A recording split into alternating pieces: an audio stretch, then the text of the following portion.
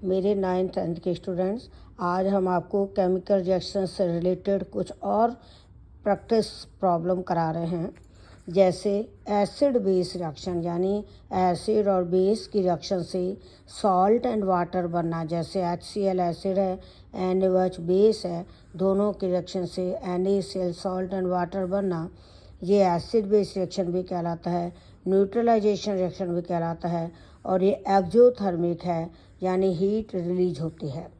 इसी तरह cooking and egg में प्रोटीन लिक्विड के रूप में रहता है, जो कि ग्लोबुलर प्रोटीन है, वाटर सॉल्युबल है।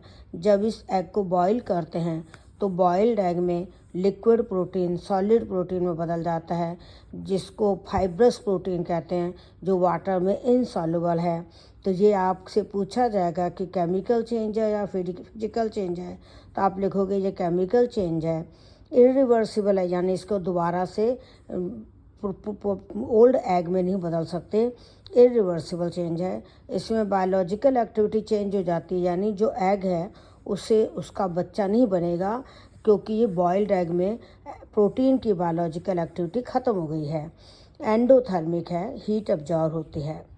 इसी तरह ये एग्जाम्पल है कैल्शियम कार्बोनेट सॉलिड, इसको गर्म करते हैं तो क्या क्या बनता है, तो CaO एंड CO2 लिखोगे। CaO का नाम क्या है, क्विकलाइम। ये थर्मल डिकम्पोजिशन है, यानी हीट द्वारा कैल्शियम कार्बोनेट डिकम्पोज हुआ है। एंडोथर्मिक है, यानी हीट एब्जॉर्ब हुई है। इसी तरह से कॉपर सल्फेट का एक्वस सॉल्यूशन ब्लू कलर का होता है। इसमें यदि आप मैग्नीशियम डालोगे तो मैग्नीशियम कॉपर को डिस्प्लेस कर देगा, तो MgSO4 एंड कॉपर बनेगा। MgSO4 वाइट कलर का है, तो ब्लू कलर डिसअपियर हो जाता है। तो क्वेश्चन पूछा जाता है कि when magnesium is added in copper sulphate solution it's blue colour disappears, explain why. तो आपको ये रीजन देना होगा। ये सिंगल डिस्प्लेसमेंट है, क्योंकि Mg ने कॉपर को डिस्प्लेस किया है। Metal is replaced by metal है। Mg is more reactive than copper, इसीलिए Mg ने कॉपर को हटाया है। और ये एक्जोथर्मिक रिएक्शन है, हीट रिलीज होती है।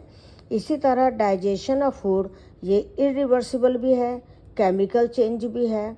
इसमें ये एक्जोथर्मिक भी है, क्योंकि हीट रिलीज होती है।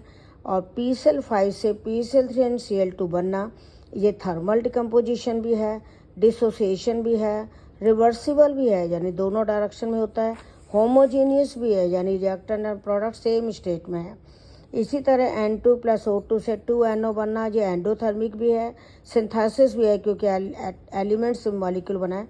कॉम्बिनेशन भी है, एडिशन भी है, रिवर्सिबल भी है, एंडोथर्मिक भी है,